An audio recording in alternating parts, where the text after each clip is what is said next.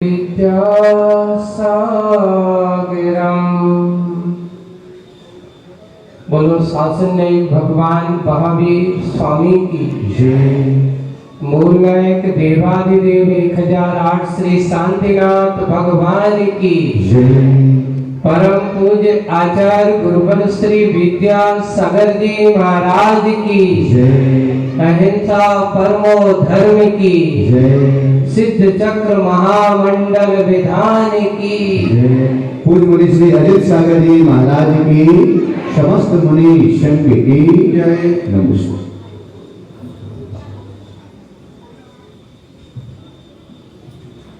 एक भक्त भगवान के सामने अपनी व्यथा कथा के साथ भगवान की भक्ति कर रहा है। आप सोच रहे होंगे महाराज, भगवान के सामने अपनी व्यथा कथा सुना करके भक्ति करना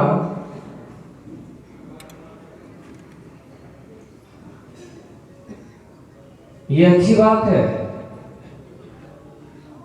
अरे भगवान की तो गुणगान करना चाहिए। भगवान के सामने अपने संतान की व्यथा कथा कहने से क्या फायदा होगा? आप लोग आलोचना पाठ करते हो, उसमें एक पंक्ति आती है कि ग्रामपति जो होवे और तुम तीन लोग के बैठो अंतर क्या? अरे महाराज, आपने सुना नहीं है? देखो, लोक व्यवहार में एक ग्राम का जो ग्रामपति होता है, ग्रामपति होता है, वो अपने पूरे नगर के लोगों की देखभाल करता है, सब कुछ करता है। किसी को कोई दुख दर्द होता है तो वह उसकी दुख दर्द को दूर कर देता है, उसके कष्टों का निवारण करता है। कोई समस्या होती तो उसका समस्या का समाधान भी कर देता है। फिर तो भगवान, आप तो कौन के हो? वो तो एक ग्राम का स्वामी है, आप तो तीन लोक के स्वामी हो। छोटे मोटे नहीं हो, आप तो तीन लोक के स्वामी हो, और जो तीनों लोगों का स्वामी हो वो हमारे दुख दूर नहीं करेगा, नियम से हमारे जैसे ऐसे अनेक दुखी आत्माओं के दुखों को दूर करने वाला होगा। इसलिए भगवान, मैं तो आपके सामने, आप सुनो या ना सुनो, आपको मैंने तो अपनी सब कुछ कह दी। वास्तव में अगर आप एक बार भगवान के सामने अपनी पूरी की पूरी समस्या जाके कह दो, भगवान ये बताओ अब हम क्या करें, आपको जब आप कहने जाओगे आपको उसमें समस्या का समाधान मिलेगा जरूर। क्यों? इसलिए मिलेगा क्योंकि हमारे भगवान कहते हैं कि मैं भी ऐसी समस्या से जूझ करके आया हूँ, और आज मैंने अपनी समस्या को समाधान के रूप में परिवर्तित करके अपने आप का हो गया हूँ, अपने आप में खो गया हूँ, और कुछ नहीं, मुझे कुछ नहीं। किसी ने पूछा, भगवान हम तो आते हैं तो सब लोग अपनी कह जाते हैं, कोई कहता है तन दुखी है, कोई मन दुखी है, कोई धन दुखी है, सब अपने अपने दुख से दुख का वर्णन करके चले जाते हैं। और ये बात निश्चित है, जब यहाँ जाकर के अच्छे से कहते हैं बहुत अच्छा हल्का मन हो जाता है, हमारा मन दुख से दूर हो जाता है। मैंने अपनी सारी बात कह दी, अब तुम जानो, तुम्हारे हाथ में हमारी पूरी नैया है। मोरी नैया के प्रभु जी के भैया, तो चिंता मोहे काहे की। सच्चा समर्पण जहां हो, सच्ची भक्ति जहां हो, बस एक बार सोच लो कि मैंने तो सोच लिया, तुम्हें अपना मान लिया है, मैंने अपना सब कुछ तुम्हें सौंप दिया है, अब मुझे चिंता करने की जरूरत नहीं है। आपका ध्यान करते जाता हूँ, अपना पुरुषार्थ करता चला जाता हूँ, हमारी नाव आगे बढ़ती चली जाती है, मेरी नैया आगे बढ़ रही है, मेरा काम सब कुछ अच्छा चल रहा है, मेरे काम में कोई रुकावट नहीं है। तो जो अपने जीवन काल में अगर कुछ करो या ना करो, एक समर्पण की परिभाषा, श्रवण की भाषा अगर हमारे जीवन में है तो हम सब कुछ प्राप्त कर सकते हैं। बड़े बड़े करोड़पति जो धन संपत्ति से नहीं खरीद सकते, गौर करना, इतिहास की घटनाओं आपको ले जा रहा हूं मैं। बड़े बड़े अरबपति, करोड़पति, बहन महलों वाले जिस चीज को प्राप्त नहीं कर सकते, लेकिन एक निर्धन जिसके पास पैसा नहीं है, जिसके पास कोई संपत्ति नहीं है, लेकिन उसके अंदर क्या है? मेरे भगवान आएंगे, एक दिन मेरे घर आएंगे, मुझे विश्वास है एक दिन मेरे घर वो जरूर आएंगे। निरंतर चिंतन कर रहे हैं, निरंतर अपना घर साफ करती है, द्वार क्या करती है? द्वारापेक्षण भी करती है कि आज मेरे घर मेरे भगवान आएंगे, झाड़ू लगाती है। और क्या करती है? ऊपर से नीचे से लेकर के पूरा जहां तक मेरा घर है, पूरे द्वार को अच्छे से फूलों से सजाती है, अच्छे अच्छे चौक पुराती है। कभी तुमने सोचा है ऐसा कि आज मेरे घर मेरे महाराज आएंगे, या मेरे गुरु महाराज आएंगे, मेरे भगवान आएंगे?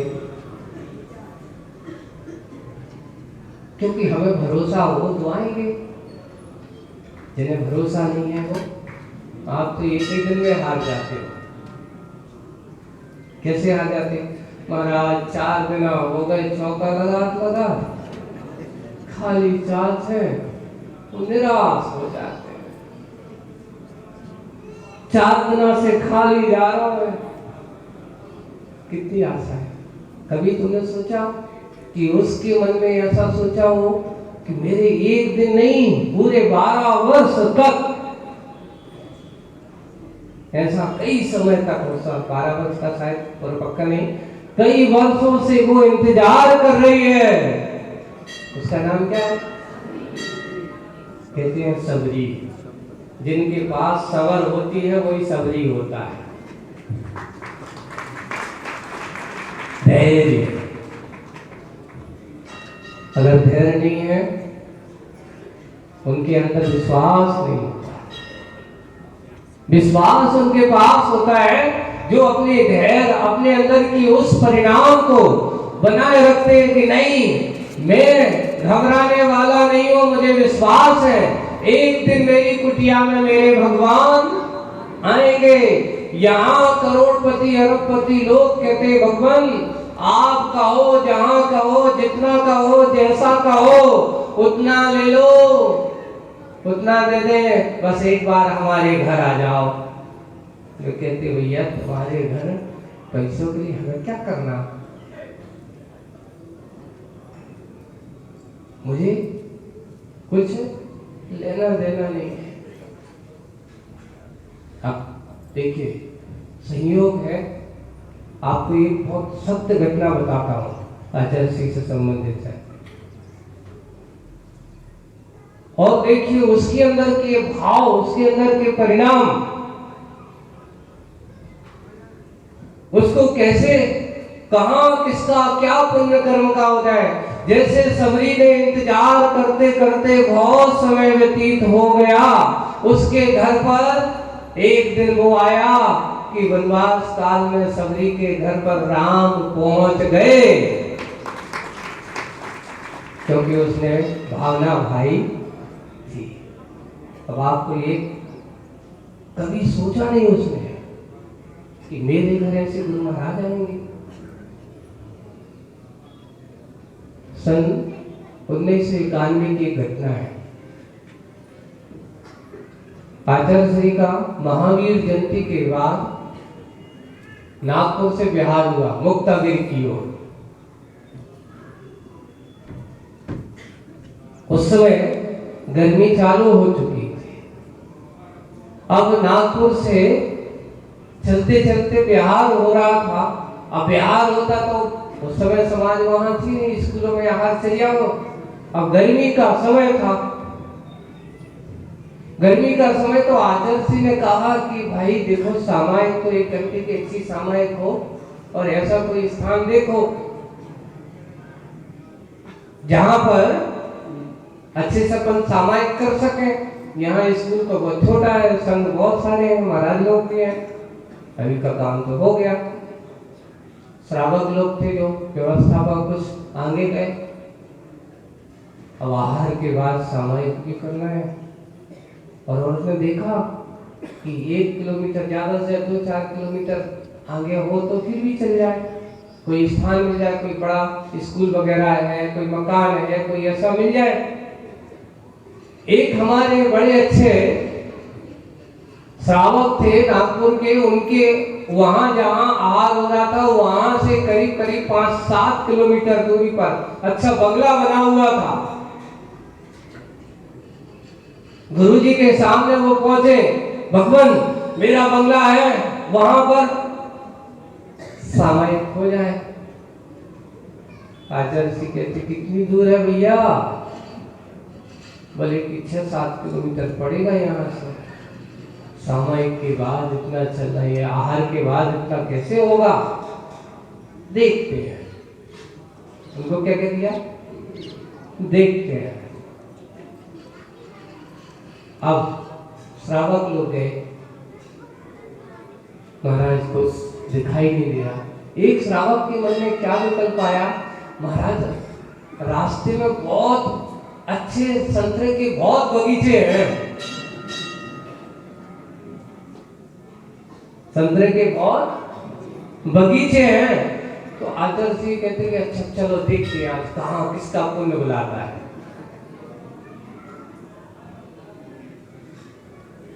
और वहां जब हम लोग आचार्य जी, हम लोग तो उस समय ब्रह्मचारी थे और आचार्य जी और संघ पूरा, तो आचार्य जी के आहार हुए और आहार हो जाने के बाद हम लोगों ने भी आहार किया। आचार्य जी निकल गए पैदल। अब उसके बाद हम लोग वहां पहुंचे तो कहते आचार्य जी जब गए तो रास्ते में देखा एक व्यक्ति है, वही अपने खेत में काम कर रहा है संतरे के बगीचे में। एक श्रावक गया, आचार्य जी कहते ये बगीचा अच्छा है, ये बगीचा ठीक है, जाकर के पूछ लो। जाकर के पूछा, क्यों भाई यहाँ तुम्हारे बगीचे में महाराज लोग ध्यान करना चाहते हैं, कुछ समय ध्यान करना चाहते हैं, उनका यहाँ कोई तुम्हें दिक्कत तो नहीं है? अरे उसने तो जाति जैसे ही उसने सुना, आचार्य जी को देखा और आचार्य जी को देखते समय लगता है ऐसा गदगद हो गया जैसे उसके घर पर साक्षात भगवान आ गए हो। वो तो कहता है भगवान आप क्या कहते हो? जैसे ही उसने पूरा तत्काल वहीं पर एक जैसे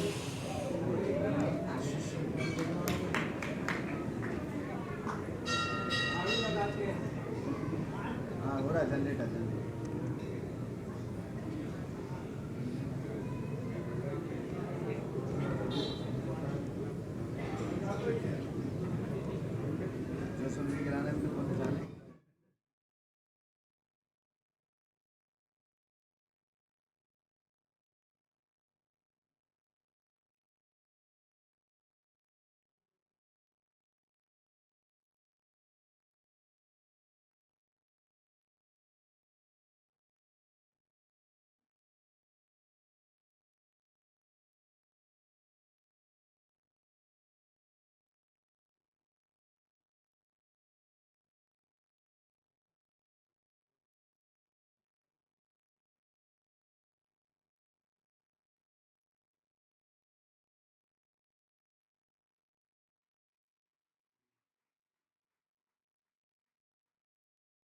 तो उसने जैसे ही आचार्य श्री आए, आते ही उसने पूरा रास्ता बहारना चालू कर दिया।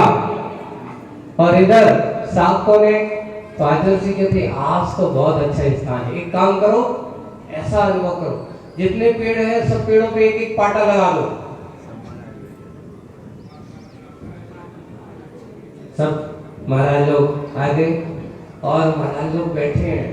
तो आचार्य श्री बैठे और जब सब बैठ करके देख रहे हैं, वहां उस बगीचे वाले ने क्या सोचा कि महाराज आए हैं आज तो मेरे घर। तो उसने अपन लोग को कुछ ध्यान नहीं, वो तो गया और अच्छे से पूरे अपने संतरे के बगीचे में से अच्छे अच्छे संतरे छांटने लगा, पके पके, और अच्छी एक टोकरी में तोड़ तोड़ करके भरकर पूरी करीब करीब उसने इतनी बड़ी टोकरी लाया। और हम लोग भी आ गए। आचार्य श्री सामायिक में बैठ गए, ध्यान में बैठे, और ध्यान में बैठ करके मन में ध्यान करते हुए आचार्य श्री जब बैठे ध्यान से, आज ऐसा लग रहा था सब महाराजों को देख रहे थे जैसे हर महाराज की अपनी अपनी गंध कुटी लगी हो,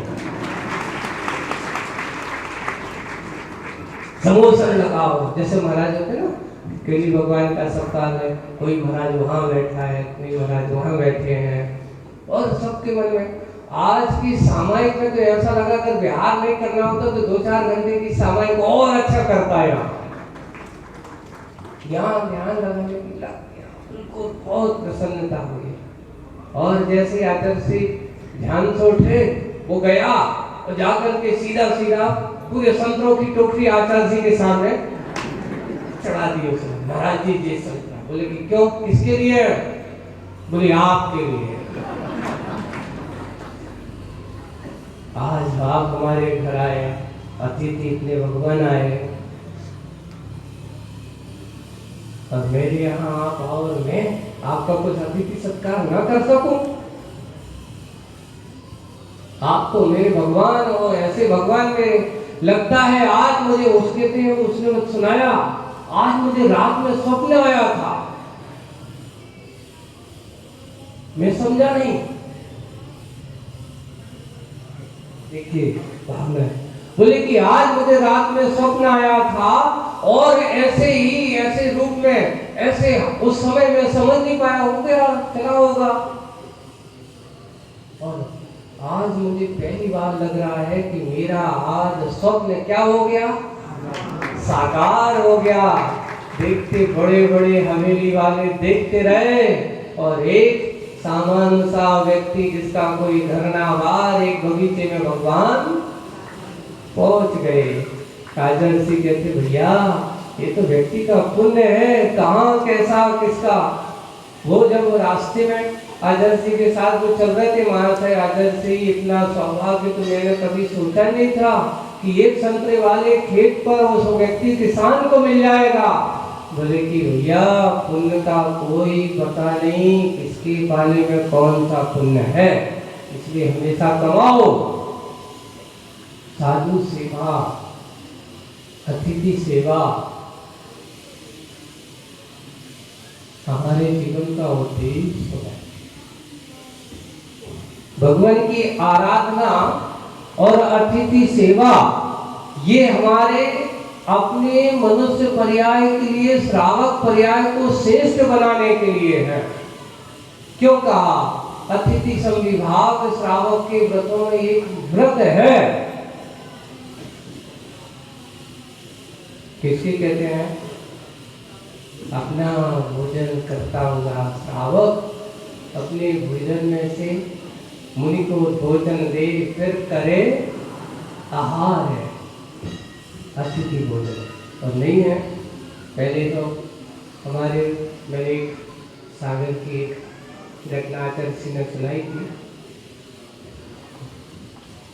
यहीं पर मोराजी में जब आचार्य श्री की वार्षिका हुई थी 80 में, तो हमारे पंडित पन्नालाल जी शास्त्री साहित्याचार्य जी थे ना, तो वे एक दिन आए, बैठे थे वहीं पे। तो उसी समय उनकी श्रीमती जी आई। तो आचार्य जी को बोलते महाराज जी इन्हें भी आशीर्वाद दे दो। कछु चेरी कछु बच्चों पढ़ल लिखल लगे, दिन भर चूल्हे चौका में लगी रहती हैं। काय में लगी रहती हैं? तो उन्होंने कहा महाराज हमें आशीर्वाद दो, जी अच्छे से पढ़ें और हम इनको अच्छी जगह करवा सकें, तो भोजन करवा सकें, क्योंकि ये पढ़े लिखे ये अच्छा काम करें, अच्छे से खाएं पिए, तो ये अच्छे से पढ़े लिखें। हमारा तो जो ही स्वाध्याय है कि इनका अतिथि विद्वानों का अतिथियों का सम्मान बहुमान इतने सारे, हम तो चाहते हमारे घर पे रोज 2-4 विद्वान आए, 2-4 अतिथि आए, हमें भोजन कराने में बहुत अच्छा लगता है। इसलिए आप तो हमें जो ही आशीर्वाद दो कि हम इन अतिथियों की अच्छी क्या कर सकें, सेवा कर सकें। आज आप लोगों को भी पुराने लोगों की भी बिना पढ़े लिखे होकर के बहुत ज्ञानवान होते थे। हम अतिथि समभाव के लिए सागर वालों के लिए तो इतना अच्छा अवसर दिया गया है। तो कोई हो, आप तो ये सोचेंगे दूर दूर से लोग, अभी महाराष्ट्र के एक लोग आए थे, पूरी बस आई थी अभी बागोदर में, और ये कार्य की सराहना वहां तो यहाँ नहीं, दक्षिण भारत के लोग आए थे और उन्होंने देखा था, कहा था कि पूज्य आचार्य भगवान ने हम लोगों को भी आशीर्वाद दिया है कि आप लोग भी दक्षिण भारत में ऐसे ही साधिका बनकर के अपने आप की आत्म साधना करना है। कैसे करना है, क्या करना है, कैसे बनाना है? तो उन्होंने कहा जाओ सागर चले जाओ और सागर में देख के आओ कैसे वे लोग क्या कर रहे हैं, साधिका आश्रम के लोगों को व्यवस्था कर रहे हैं। अरे बंधु, धन संपत्ति को अगर सदुपयोगी बनाना हो, अभी आप लोगों से कहेंगे लाखों खर्चों करोड़ों खर्च करने में अगर हम आपकी बिटिया से शादी करने की बात कहोगे तो 1-1.5 करोड़ रुपया तो महाराज सामान्य से होटल पानी में खर्चा हो जाए। अभी उसका रिसेप्शन करेंगे हम, तो कहाँ करेंगे? बोले कि होटल में करेंगे। होटल में होगा तो कितना खर्चा होगा? खर्चा की बात करते हो, 10-20 लाख रुपया तो पता नहीं चलता कि कब निकल जाता भोजन में। तो उनसे कहा भाई एक काम करो, होटल में उसमें से 5 लाख आश्रम के परम संरक्षक बन जाओ। अरे वो भी गुंजाइश नहीं, बिटिया अगर कम खर्च कर लियो, नहीं वो तो जरूरी है। यानी पाप में आदमी को परिग्रह खर्च करने में और पुण्य में लगाने में आदमी को क्या लगता है, गुंजाइश। और पाप में था अब वो तो करना ही पड़ा था, न करे तो का सोच है वो का एक बहुत अच्छी बात है। कितनी कसाय होती है? क्रोध मान माया, इन सबसे बड़ी कसाय है आज के समय में लोगों की वो काके है।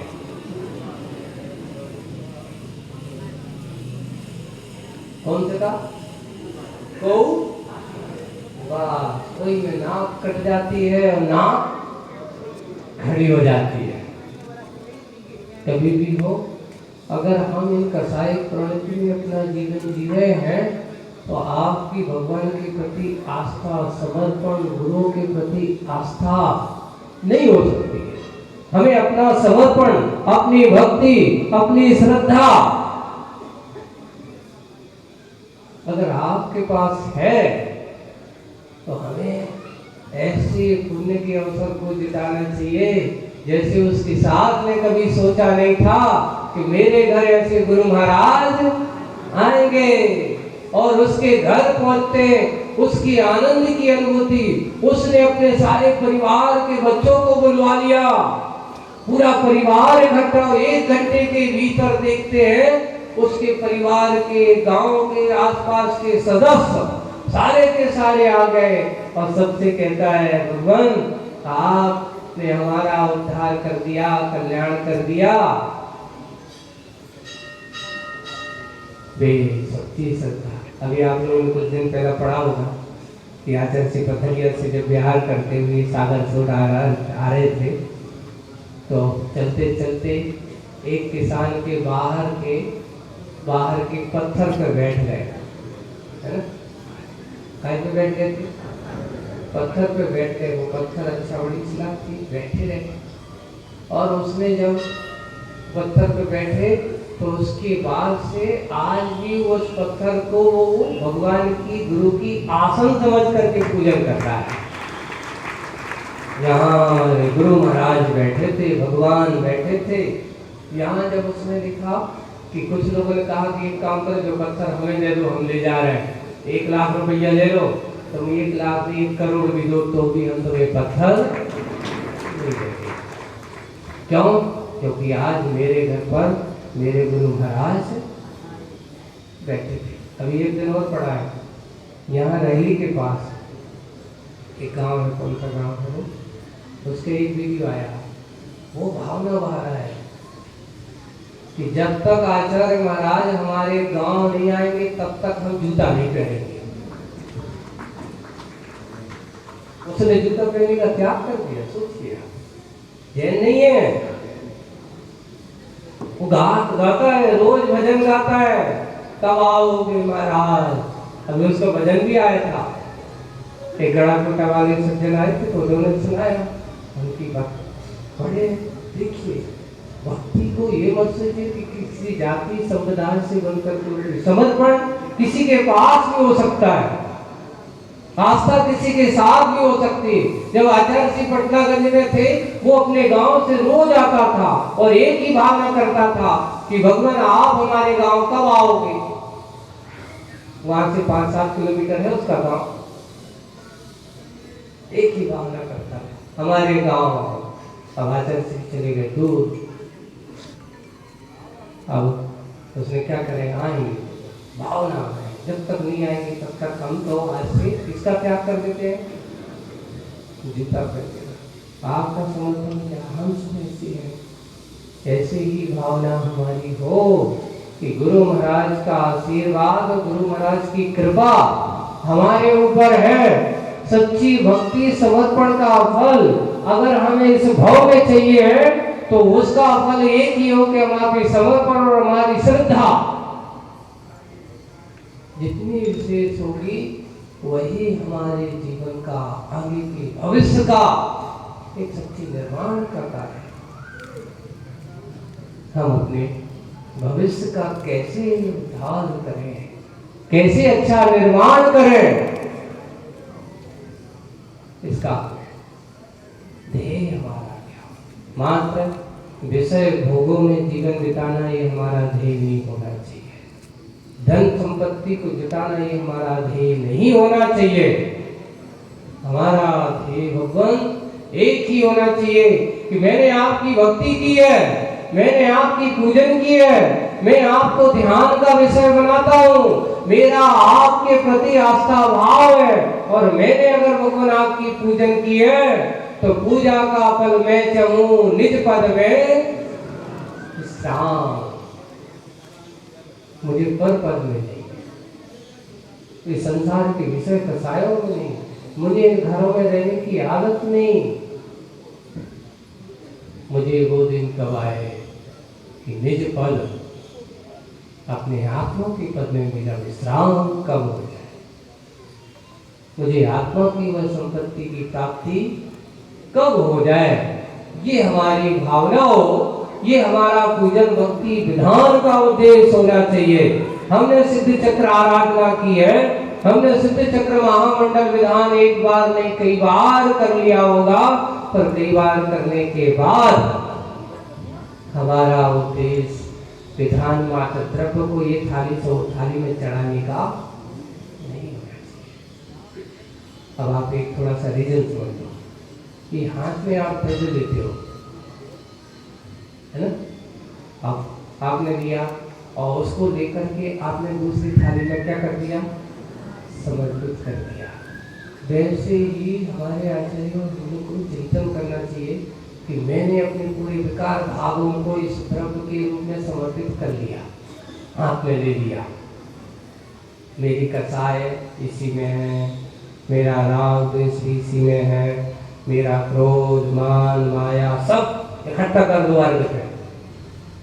ऐसा करके और फिर क्या कर दो, उदक चंदन तांदुल पुष्प कही, चल सदूप सधूप फलार्घ कही, धवल मंगल गान रवा को गई। अच्छे कैसे, अच्छे निर्मल भावों के साथ धवल मंगल,